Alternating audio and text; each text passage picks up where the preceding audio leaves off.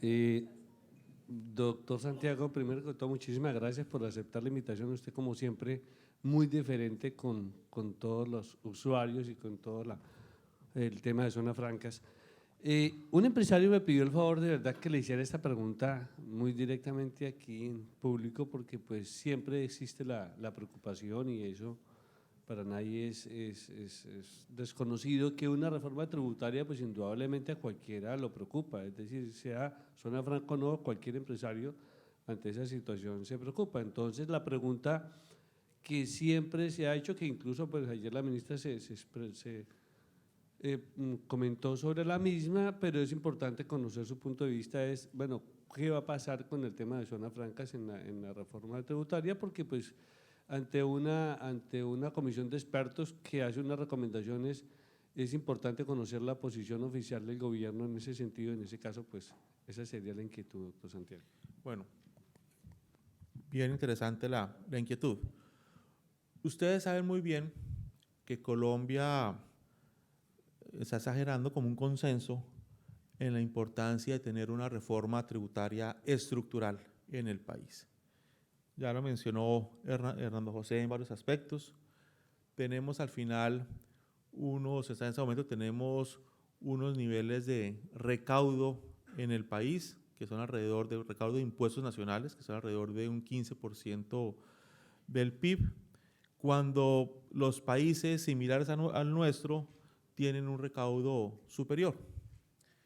Pero a la vez se encuentra que al comparar la estructura tributaria, ese recaudo está recayendo especialmente sobre un grupo especialmente de empresas y que en ese sector, en esas empresas, tienen una carga tributaria más alta que la de los países similares. Entonces estamos en una situación muy compleja donde tenemos una situación de recaudo total relativamente bajo, con unas cargas tributarias muy altas, especialmente sobre algunos que son además altamente generadores de empleo y crecimiento en el país. Ahí viene toda una gran discusión. ¿Qué hacer entonces? Entonces, el país le pidió a unos expertos, a 9 personas que les hago un reconocimiento realmente importante porque hicieron un trabajo muy interesante, le dedicaron un año entero a pensar lo que hace un sistema tributario en Colombia. Y tenemos hoy en día una serie de propuestas sobre qué hacer en ese ámbito. Obviamente, pues la gran discusión en todo este tema tributario está en cómo pasar, cómo ampliar la base, cómo distribuir mejor esa carga tributaria para que ojalá a nivel empresarial se puedan disminuir los altos impuestos que está pagando, cómo balancear un poco el tema de renta a personas jurídicas, personas naturales. Hay tema de, por ejemplo, dividendos, cobra una importancia importante. Cómo balancear el tema de impuestos directos frente a indirectos. Bien, toda la discusión que ustedes han escuchado en materia de IVA. Así que el debate está planteado. Hay unos informes de unos expertos.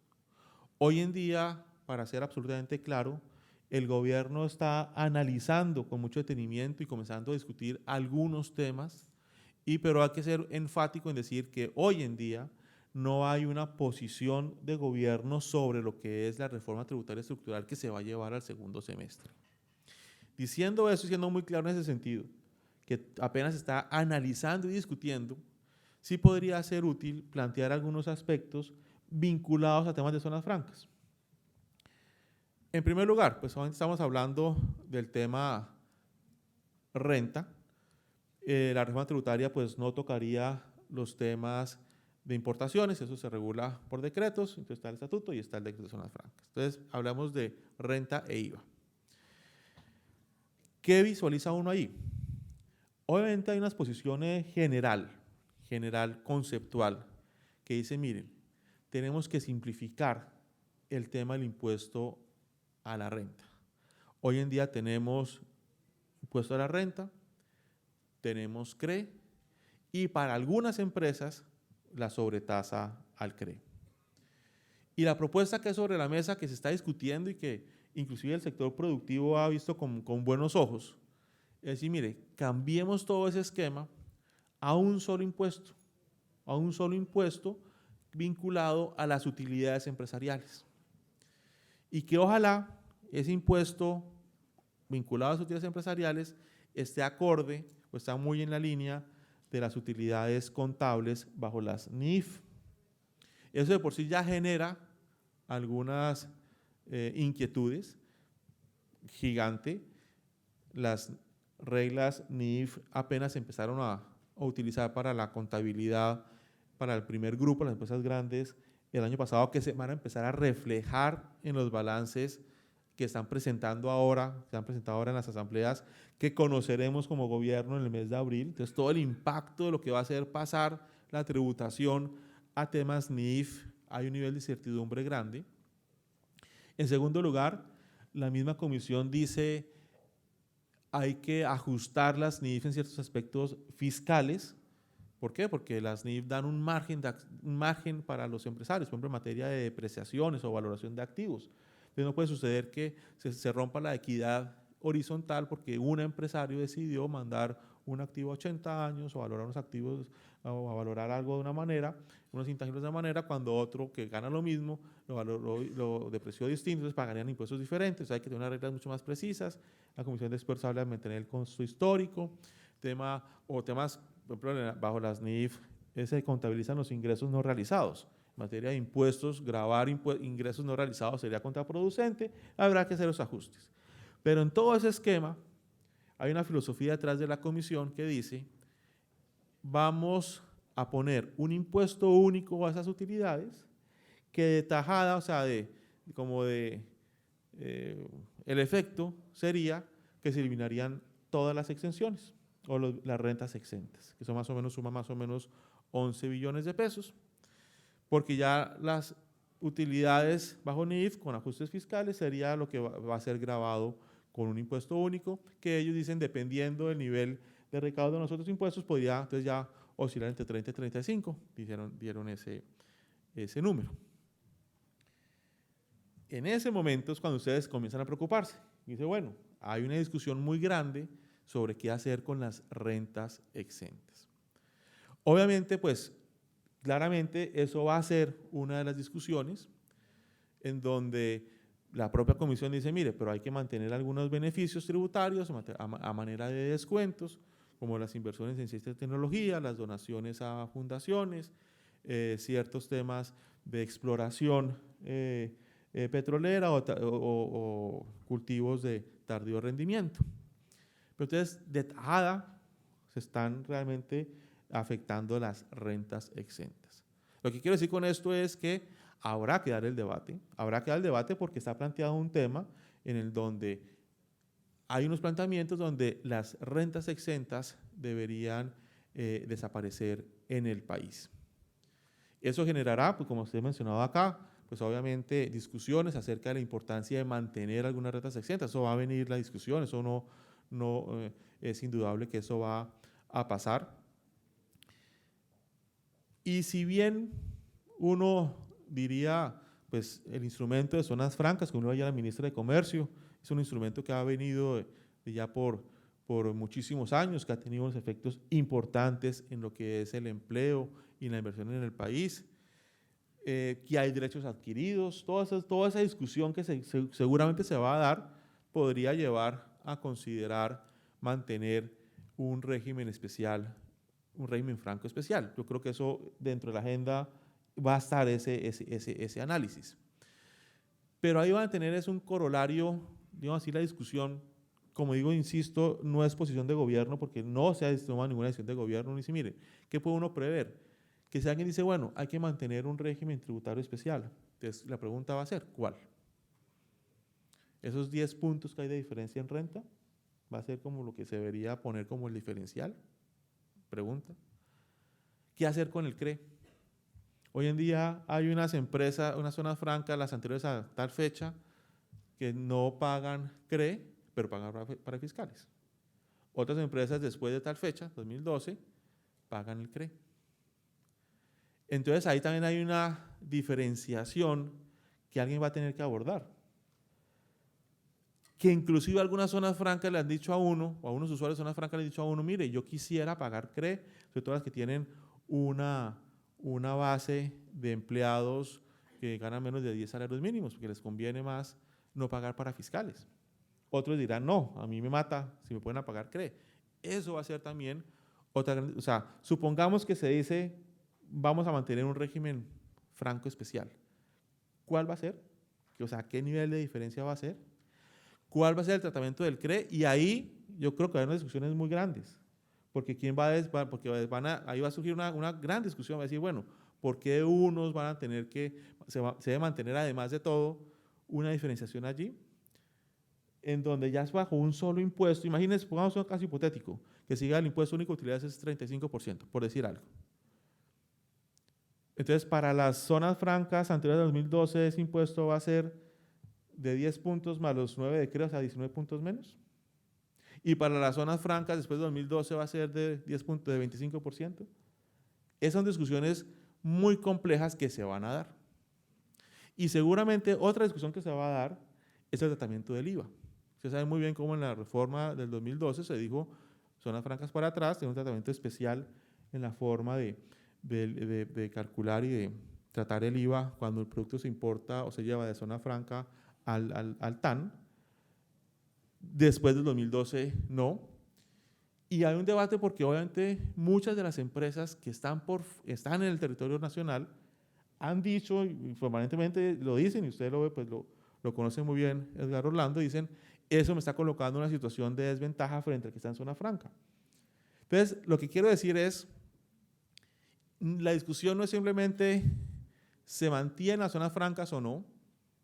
Yo creo que es una discusión que el país tiene que dar, pero claramente la ministra ayer lo dijo, pues el presidente va a firmar un decreto de zonas francas ahora.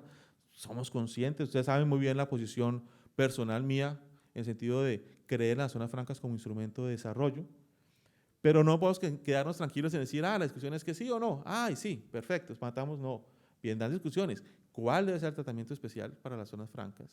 Si se van a igualar todas, ahora sí, inclusive las de 2012 para atrás, en temas del CRE que desaparecería, porque digo, tampoco es una posición oficial, pero pues no se ha definido. Pero suponga que desaparezca el CRE como dice la comisión. Entonces, ¿ahí qué pasa?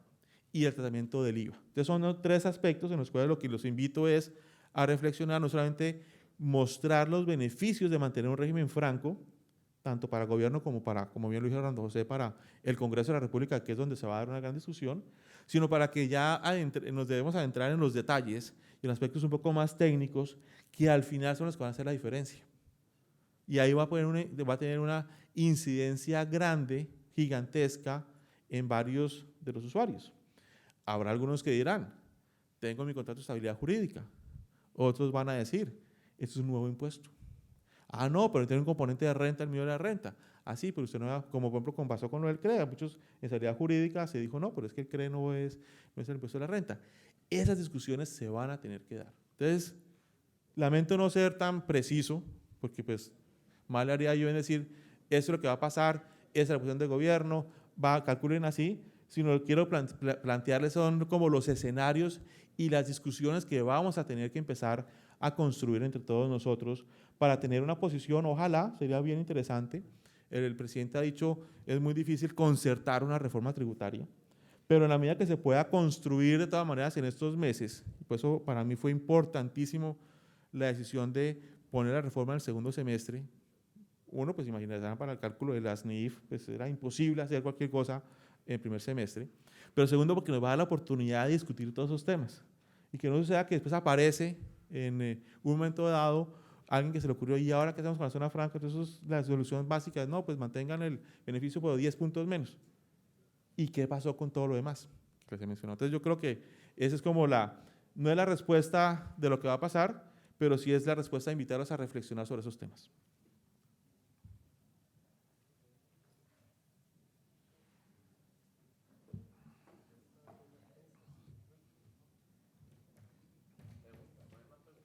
¿Hay más preguntas?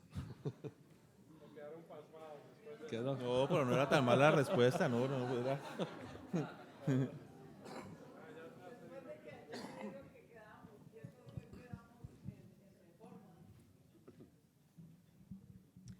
Buenas tardes. La pregunta mía es más orientada a saber ¿qué es lo que, mejor dicho, cuál es la motivación para abrir el espectro de todo lo que se pueden constituir como OEAs? ¿Por qué? Porque digamos que cuando se dice que todos los actores del comercio exterior, ¿cierto?, pueden ser OEAs, pues le estamos abriendo la puerta a todo el mundo, puertos, grandes importadores, que eso tiene sentido, un Cenú, un Alpina, que sea un OEA para que finalmente la salchicha o la leche nos cueste menos, por cuenta de que se ahorran todos los extracostos en los puertos. Pero, ¿qué pasa con el resto? Por ejemplo, ¿no sería eso abrirle ese espectro tan amplio de las empresas que se pueden constituir OEA a crear algo así como una competencia de boxeo donde no hay categorías? Entonces el peso pesado pelea con el peso pluma, una cosa así, porque un puerto se constituye con un OEA y las pymes que somos de pronto prestadores de servicios de muy buena calidad, sí, pero tendremos que luchar un poco más para ganarnos esa confianza de la DIAN y todos los demás entes, pero a la hora de la verdad, cuando vamos a ver el tema de la economía, ahí sí vamos a estar, lo que acabo de decir, peleando un peso pluma con un peso pesado. Entonces, ¿por qué abrir ese espectro tan amplio para que alguien se constituya en OEA? ¿Cuál es el espíritu de eso? Bien, muy interesante pregunta. Ustedes saben muy bien cómo la filosofía en ese momento del estatuto aduanero, es decir, vamos a basar las actuaciones de la DIAN de acuerdo con quien esté detrás de la operación. En cambio fundamental estamos diciendo, vamos a dejar de basar las actuaciones de la entidad basada en un control meramente documental para mirar a ver quién está detrás de la operación, para que de esa manera quien nos dé confianza, quien le dé confianza a la DIAN, pueda hacer una serie de operaciones de manera mucho más fácil, expedita, con menores garantías, con unos beneficios grandes. Y poder concentrar los esfuerzos de control en aquellos usuarios que realmente nos generan alguna inquietud, que no son de alta confianza, sino que nos generan alguna inquietud. Entonces el control va para ahí. Control y reglas específicas. Hay operaciones que no pueden hacer sino los OEA, que no pueden hacer los de confianza, las garantías son distintas, es decir, ahí hay una clasificación. Dentro de ese marco de confianza hay una figura máxima que es el operador económico autorizado. Cuando se analizó la figura del OEA, obviamente tal vez el número, como el elemento número 1 de OEA, obviamente es OEA para exportadores. ¿Por qué? Porque ahí se involucraban 4 entidades, a diferencia del resto del mundo que era OEA descalificado como un aduanero. Aquí en Colombia se decidió meter esa calificación de OEA conjuntamente DIAN, antinarcóticos, ICA e INVIMA, que era una idea muy buena, pero que dificultó un poco el proceso. Durante 3 años hubo solamente 4 calificados, que obligó a reformar el decreto para poderlo ampliar, modular y hacer unas reglas mucho más claras, mucho más sencillas, sin sacrificar lo que es el fondo del asunto de que solamente va a ser calificado OEA, que realmente nos dé unos estándares de calidad bien altos, pero que el procedimiento sea mucho mejor. Y entonces se reformuló la figura de la OEA, permitiendo que en solo 4 o 5 meses ya llevamos 17 en esos meses. Pero si bien el tema del enfoque principal debe ser para los exportadores, ¿por qué? Porque ellos van a sacar sus productos y por asistencia, por mutuo reconocimiento, cuando lleguen al país a donde deben llegar, van a recibir un tratamiento de OEA, entonces van a poder ingresar sus productos mucho más fácil. Por eso se comenzó con exportadores para apoyar las exportaciones, como bien dijo Hernando José, motor de la economía, que es el motor de la economía nacional. No hay que desconocer que también tiene utilidades ser OEA para otros usuarios. Bien lo dice, los importadores. Si yo soy importador, qué maravilla, si me califico como OEA, porque me está dando la categoría máxima de confianza, voy a tener un menor número de inspecciones, en principio, no los va a excluir, pero en principio, pues, si unidades de confianza, pues no deberían ir a inspecciones físicas, inclusive hasta golpe no intrusivas. No se me van a exigir una serie de garantías, que es un costo. voy a poder hacer algunas operaciones, voy a poder dar una reembarque, reexportación, siempre inscripción, que otros no pueden hacer, unos beneficios. Hasta ahí nos entendemos. La pregunta es, además de exportadores, además de importadores, hay otros actores en el comercio internacional. Entonces, yo le diría es al revés. ¿Por qué no dar la oportunidad a otros usuarios de comercio exterior que sean calificados como OEA? Siempre y cuando esa categoría de OEA sirva para facilitarles la vida del comercio internacional. Ejemplo, puertos, que lo menciona. Precisamente hoy tuvimos una reunión acá con el puerto de Santa Marta, donde dijimos, miren, si ustedes fueran OEA como puerto, pero todos los puertos pueden participar allí. O sea, ahí no veo como un puerto pequeño puede ser OEA.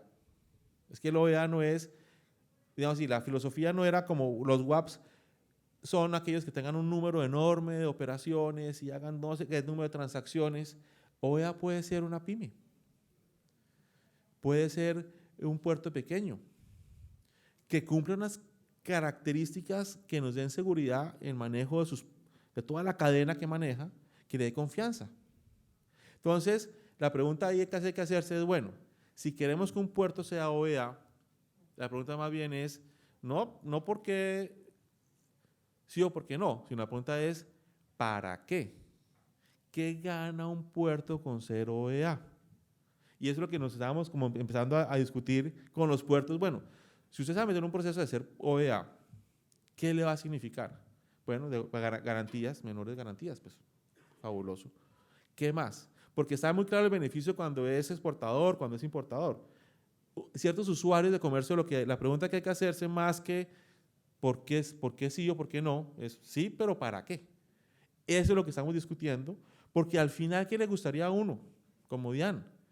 A uno, imagínense un producto, una importación, que llegue a un puerto OEA, por parte de un importador OEA, con una agencia de aduanas OEA, con un transportador OEA, que lo lleva a una zona franca OEA. Pues yo digo, pues tapete rojo y pasen felices, porque es que ahí la confianza es tal que el comercio debe fluir con los ojos tapados. Si no metemos a todos los eslabones, de golpe viene un importador OEA, pero la agencia de aduana no sé qué, pero no sé qué el transportador, entonces rompemos la cadena. Entonces yo sí creo que debe haber oportunidad para que quien quiera, porque eso es voluntario, pasar todos los procesos que son complejos de ser calificado OEA, lo puede hacer. Y nos va a dar mucha confianza. Eso no quiere decir que quien no sea OEA no nos va a dar confianza. Claro, la misma DIAN va a tener operadores o importadores que vamos a tener a nivel de confianza máxima, aunque no sean OEA. Insisto, las pymes pueden ser, porque aquí no está calificando las empresas grandes que muevan muchos volúmenes, no, es que nos dé unas garantías en que algunas operaciones las maneja bien hechas y nos da confianza.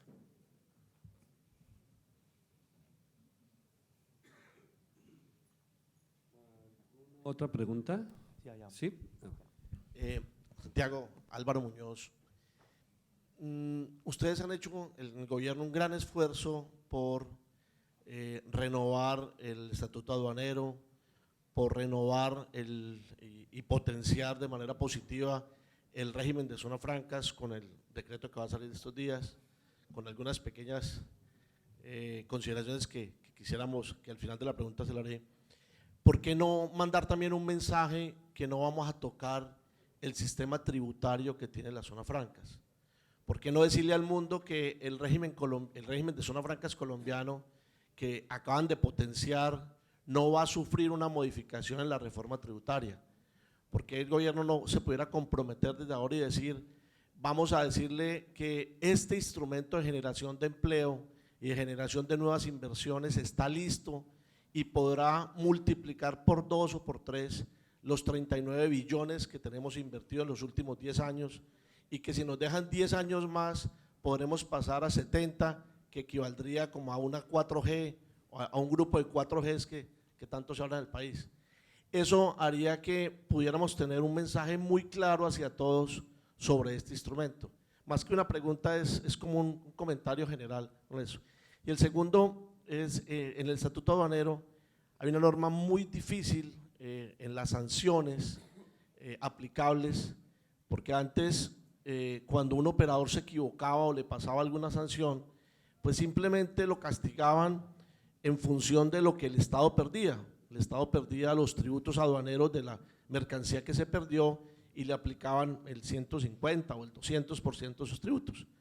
Ahora se dice que hay que pagar el 100% del bien como sanción. O sea, eso, la proporción de lo que, de la falta, la proporción de la sanción con relación a la falta, pues se vuelve un poquitico difícil para soportar un negocio de esos. Esos serían como mis dos comentarios.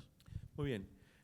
Yo quiero volver a presentar la idea de la reforma en el sentido que, miren, lo que uno no… A ver, es muy difícil en ese momento como gobierno decir de absolutamente de cualquier tema cuál va a ser la posición sobre la tributaria. Entonces también quiero ser muy enfático en eso. Si yo no digo, mire, es que yo no sé qué va a pasar, no es porque yo no sé, todo lo demás lo sé y yo no sé qué va a pasar con zonas francas, va a haber discusión. No, a mí me dicen, va a haber aumentos del IVA, le digo, no puedo decir nada si va a haber aumentos del IVA o no. Hay una propuesta de la Comisión de Expertos que se aumente el IVA de la tarifa general de 16 a 19. ¿Que van a desaparecer los excluidos? Pues mira, hay una propuesta que dice que los excluidos pasan a 5, salvo 4 servicios. Entonces quiero ser muy enfático en decir que en ese momento cuando yo digo, mire, es que no puedo decir que no se va a tocar el régimen franco, es porque realmente no puedo decir que no se va a tocar el régimen franco, porque no se sabe, no hay una posición sobre ningún tema de una reforma tributaria. En segundo lugar, tampoco uno puede decir que va a pasar A o va a pasar B, porque esos temas son del Congreso de la República. Entonces también hay que ser muy claro en donde habrá una discusión muy profunda de todos los temas en el Congreso de la República. ¿Y quién va a garantizar? Yo no podría garantizar en ningún momento que un tema no va a ser sometido a consideración del Congreso por un tercero, por una persona, que un congresista decida revisar el tema. Por eso mi invitación es, miren, más que tenerla, que ustedes digan, tenemos la seguridad que el gobierno dice el régimen franco no se le toca una coma, que en ese momento yo no lo puedo asegurar, es porque no hay posición de gobierno sobre ningún tema. Lo que quiero invitarlos es así, miren, independientemente de esa determinación, de esa decisión que se presentará o que se discutirá, lo que los quiero es invitar a que reflexionen porque seguramente va a surgir el tema. Alguien va a decir, mantengamos el régimen. Entonces la gran pregunta es, ¿qué significa mantener el régimen? Cuando está involucrado un tema de CRE, cuando está involucrado un tema de IVA, entonces lo que yo les invito es a que nos preparemos entre todos para poder llegar con, es independiente del debate de si hay generado empleo, como digo, yo soy amigo de las zonas francas, pero en ese momento digo, sobre ningún tema, o sea, a mí me preguntan en el radio, ¿qué va a pasar con la fuerza? No sé. ¿Van a aumentar el impuesto a la renta? Pues no hay posición. Entonces, quiero ser muy enfático en eso para que tampoco se vayan tan aburridos un viernes, sino decirles, mire, la ministra fue muy clara, les dijo, miren, pues el presidente firmó el decreto, pero miren, pues el gobierno pues apoya a las zonas francas, el presidente es amigo de las zonas francas, yo soy amigo de las zonas francas, pero tampoco pues yo oficialmente no puedo decir nunca va a pasar esto. Ni siquiera yo no puedo decir es que el IVA va a aumentar o se va a mantener. No puedo decir esas cosas. Entonces, para que ese comentario también quede muy claro entre ustedes y no genere como que el gobierno está pensando en modificar el régimen franco. No, yo digo, mire, está abierta la discusión de todos los temas tributarios. Ese seguramente va a ser un tema que se va a discutir. Y es mejor eso, a taparse los ojos, aquí mire, tranquilo, no va a pasar nada, y después hay una propuesta en el Congreso de la República, ¿y qué hacemos? Eso es como el primer comentario. El segundo tema es el relacionado con las sanciones. Eso me lo contó Leonardo, que lo habían discutido. Entendemos que hay una preocupación por lo gravoso de la situación, donde no se le cobren a uno como sanción el 100% de los tributos, sino se le cobren el 100% del valor de la mercancía. Ahí, pues, si bien queremos mirarlo, porque nos llegó la inquietud hoy, y lo hablamos con Leonardo, que, como él les dijo, mire, tenemos que discutirlo. Hay un aspecto práctico también, es que la ministra ya firmó el decreto, entonces también tenemos que mirar a ver qué va a pasar allí, pero digamos así, lo que entendemos es que hay que mirarlo, entendiendo también que, porque también me explicaron a mí, que eso en el Estatuto Aduanero para los depósitos se les puso eso, y se discutió, y fue gravoso, y todo el mundo alega. Porque en el fondo, ¿qué pasa? La preocupación es si se desaparece una mercancía en una zona franca, de verdad que es un tema muy grave para todos. Y en ese momento que queremos dar la seguridad y garantía de que las zonas francas son, yo siempre lo he dicho por todo lado, mire, para la DIAN las zonas francas deberían ser lo más fácil y lo mejor para controlar el comercio internacional. Un área geográfica delimitada, cerrada, con una sola entrada, con cámaras, con pesas, con un usuario operador que está todo el tiempo pensando en que no le saquen y le metan mercancía de manera irregular, con sistemas informáticos de inventarios. Pues uno dice, pues ese es el mundo ideal. Entonces también ahí hay que mirar cómo compaginar eso que queremos todos, que no pase, que no se desaparezcan mercancías de zonas francas, con una sanción razonable. Eso pues lo vamos a mirar, entiendo el punto, pero sí son los depósitos. Si viene el tema de dificultades, que obviamente entonces vienen todos los depósitos, pero entonces a mí porque lo mío es más grave que lo que sucede, que si si desaparecieran una mercancía de una zona franca. Doctor Martín. Perdón, yo quería hacer un comentario, Santiago, y muchísimas gracias por la sinceridad y la honestidad de la respuesta.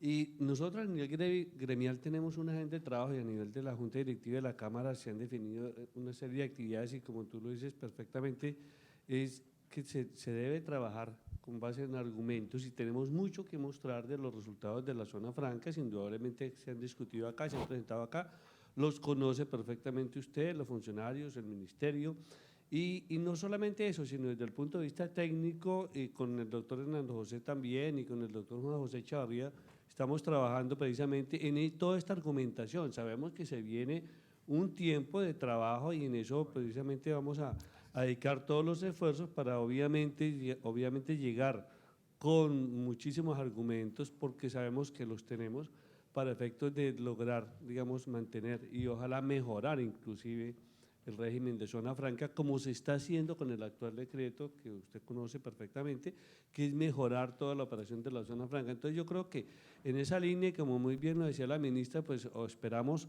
como decimos en el argot popular, caernos de para arriba o caer parados. Entonces la idea es que el régimen, básicamente, así como se mejora en el decreto, ojalá se mejore, se le dé digamos, el respaldo y la consolidación en la próxima discusión de estos temas. Doctor Martín, usted tenía una pregunta.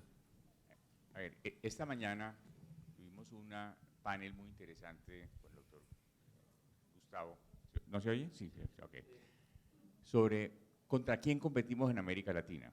Y se tocó el tema de México. El gran reto de Colombia es tener instrumentos iguales o mejores que los de México para atraer y retener inversiones. Se destacó cómo en México cuentan con 3 mecanismos supersónicos: el de los IMEX, que son las maquilas, que tienen 6,000 y pico usuarios; el de los recintos fiscalizados estratégicos, que son las zonas francas, que están convirtiendo los parques industriales en zonas francas; y el nuevo mecanismo, las zonas económicas especiales, que están creando en el sur del país.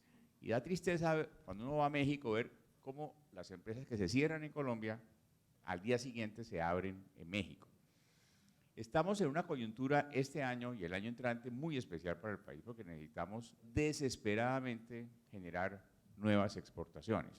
Yo creo que la zona franca es más importante por lo que son hoy, por las 1.000 empresas que hay, por los 60.000 empleos que tienen, son por las 5.000 empresas que tenemos que traer, y por los 500.000 empleos que tenemos que generar, y por los 5.000 millones de dólares que urgentemente debemos crear. Entonces, de pronto, si decimos la posición, pues obviamente tienes toda la razón de decir que va a salir del Congreso, es una caja de Pandora y probablemente nadie lo sepa, pero si decimos la posición de las zonas francas y con el aval del gobierno, es que vamos a proponer que vamos a hacer que este sea el mecanismo más interesante, como una unión entre el sector público y el sector privado, para generar exportaciones, para promover inversión, para garantizar la estabilidad del juego. Ese sería un mensaje que sonaría a música celestial.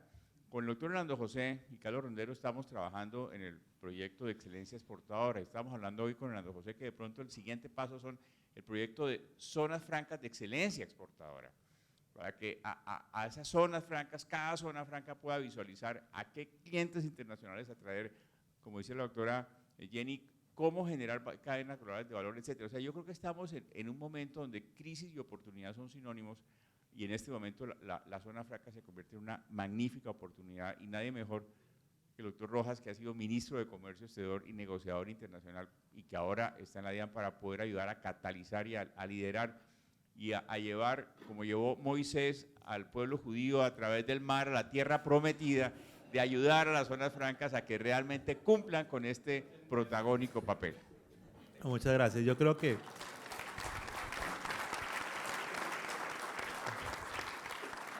bien acertado el comentario. Yo creo que Colombia tiene que pensar muy a fondo los instrumentos de promoción.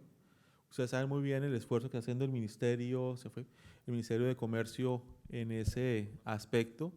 La ministra personalmente ha dicho, miren, repensémoslos. Se tomó una decisión importante pedida por el sector productivo, el sector privado, de volver los instrumentos a administración del ministerio, tanto Plan Vallejo, Zonas Francas como comercializadoras, y está en la tarea de repensarlo, sobre todo el tema de comercializadoras, Plan Vallejo, y de mirar qué hacer realmente con el tema para tener instrumentos de promoción al comercio exterior mucho más efectivos. Ahí creo que están haciendo el trabajo también con Marcela Meléndez, si no estoy mal, está ayudando en ese sentido, porque la idea es repotencializarlos. Y como dije, pues el presidente lo ha dicho, va a ser muy difícil concertar previamente una reforma tributaria, pues eso es bien complejo, pero él sí dijo, y le dijo al Consejo Gremial, nos gustaría poder trabajar conjuntamente con el Consejo Gremial, como así como otros actores de la sociedad, pero pues esta es una reforma además que surgió en buena medida porque el Consejo Gremial en la reforma pasada dijo, eso hay que repensarlo, esa riqueza nos va a generar un impacto muy negativo, la carga tributaria pues va a llegar en el año 18 al 43% y ¡pum! Bajonazo en el 19 porque desaparece la sobretasa, comienza el GMF a bajar, ya no va a haber riqueza, entonces, ¿qué va a pasar con el próximo gobierno? Y hombre, pensémoslo. A raíz de eso, que el presidente ha dicho, miremos a ver cómo nos construimos de golpe lo que debería ser ese régimen tributario de fondo, y uno de los temas, insisto, pues seguramente va a ser ese, así que obviamente con el Consejo Gremial y con la ANDI y los gremios interesados en esos asuntos, seguramente tendremos sesiones de trabajo para poder al final llevar al Congreso de la República una reforma que apoye la generación de empleo, que apoye el sector productivo, que apoye el sector exportador, y pues uno de los elementos importantes que se discutirá pues será obviamente el tema de las zonas francas.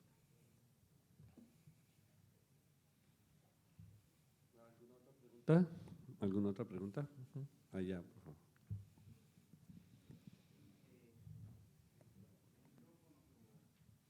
Sí, ya.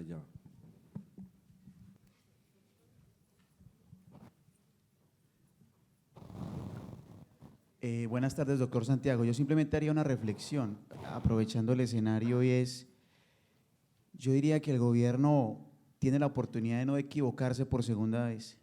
Es decir, lo que nos mostraba el doctor Hernando José, y en todos los estudios de este año y del año pasado, el tema de que seamos terceros en tarifa de impuesto de renta, lo que hizo que se restringiera el tema de inversión, y se muestra la bondad de las zonas francas que de alguna manera sopesa el que no llegan inversiones por esa tarifa de impuesto de renta.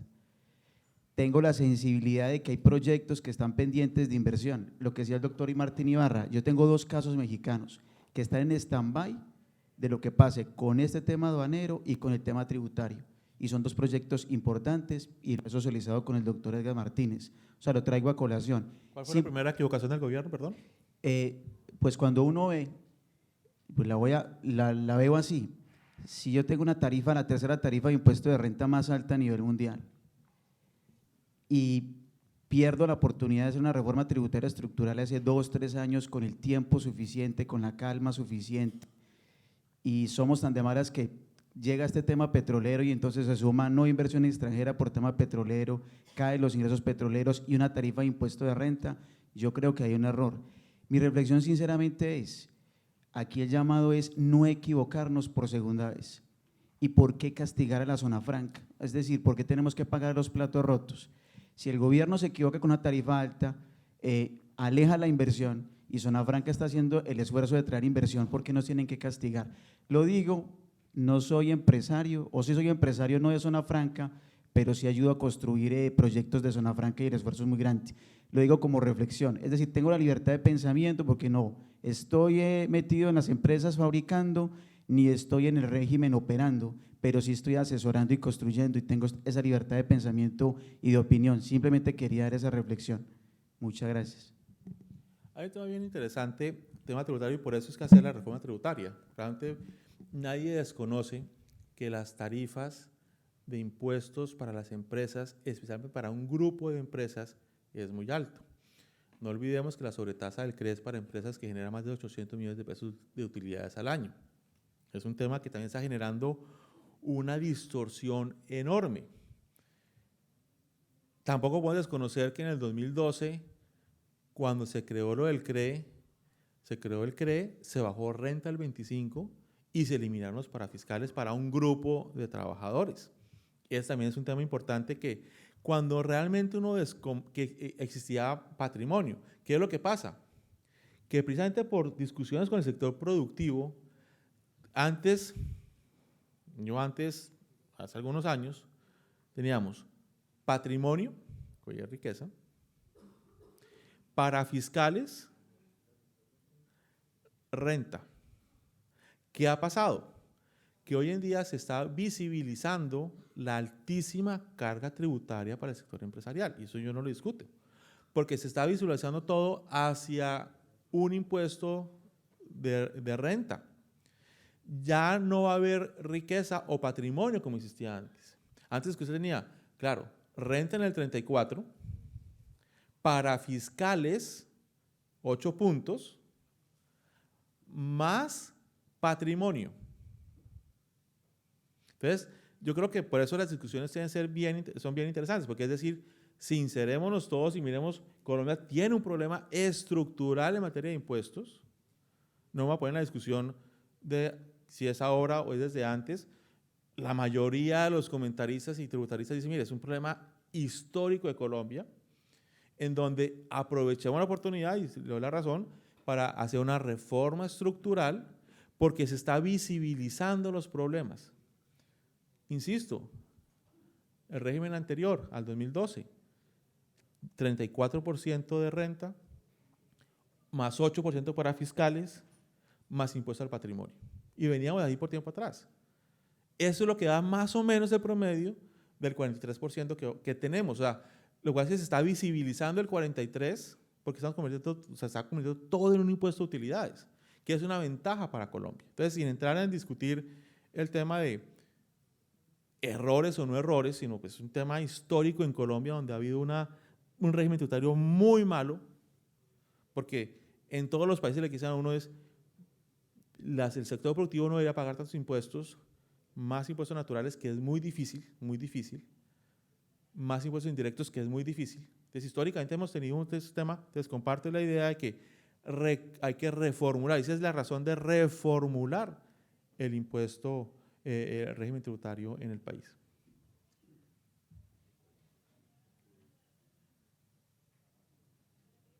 ¿No quieren descansar un ratico? ¿Hay una pregunta? ¿Alguna otra pregunta? No, creo que ya. Perfecto. Bueno, pues muchísimas gracias, muy amables.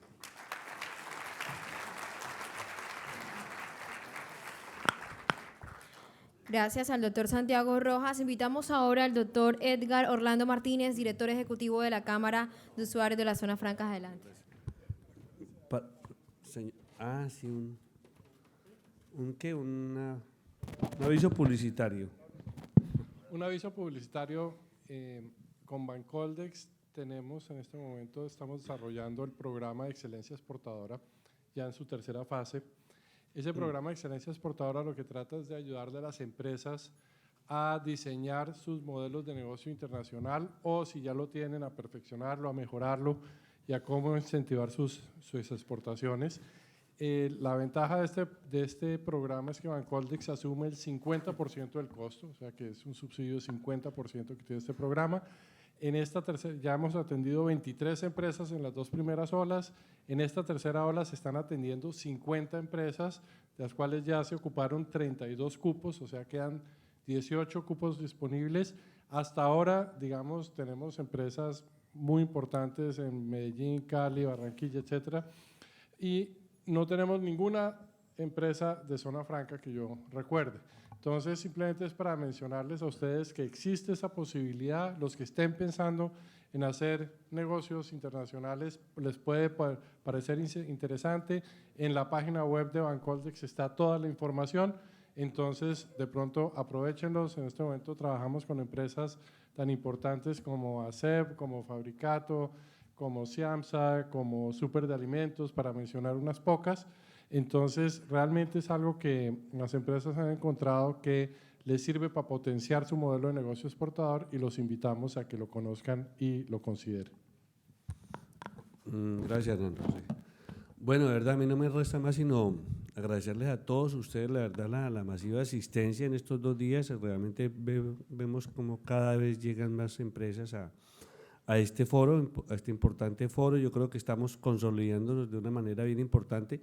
Agradecerle muchísimo y de verdad, muy sinceramente, al doctor Santiago Rojas, a todo su equipo, a todos los funcionarios de la DIAN. Él hizo un esfuerzo muy importante para que estuvieran aquí más de delegados de más de 10 administraciones de aduana. Eso siempre lo agradeceremos. Hubo muy buenas reuniones con él y con algunos funcionarios. Adelantamos cerca de unas 30 citas con algunos empresarios. Vamos a seguir trabajando en este tema. Yo creo que aquí nos queda como resumen de todo esto, pues de aquí era la idea, que saliera una agenda. Yo creo que la agenda está sobre la mesa. La agenda la tenemos que empezar a trabajar, como muy bien lo mencionaba Santiago, en los temas normativos, en los temas tributarios, en los temas del decreto. Tenemos que ya con el decreto salir a hacer una campaña de promoción del tema de zona franca, digamos, hacia todos los usuarios y concientizarlos de estos temas.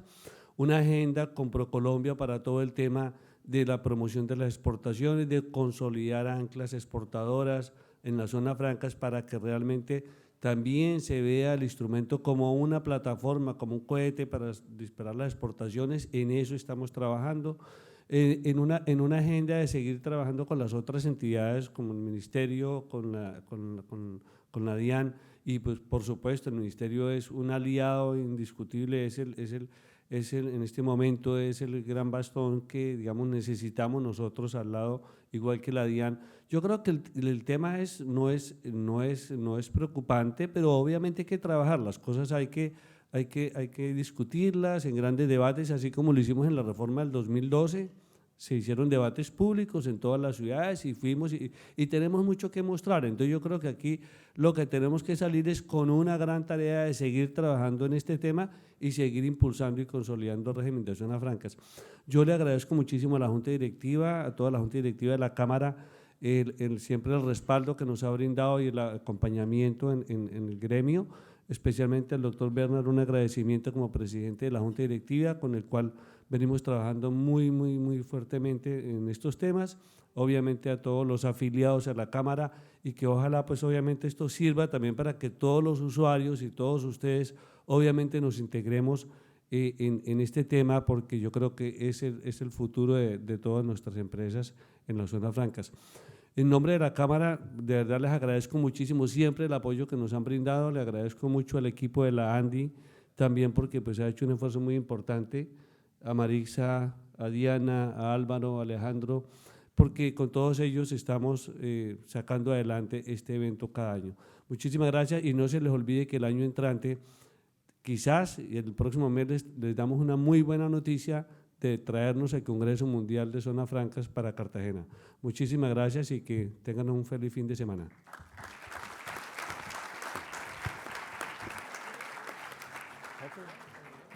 De esta manera damos por culminado nuestro 10º Congreso de Zonas Francas, el cual esperamos que hayan disfrutado y además ayudar a resolver esas inquietudes sobre el presente y el futuro de las zonas francas. Buenas noches y los esperamos en el 2017. Gracias.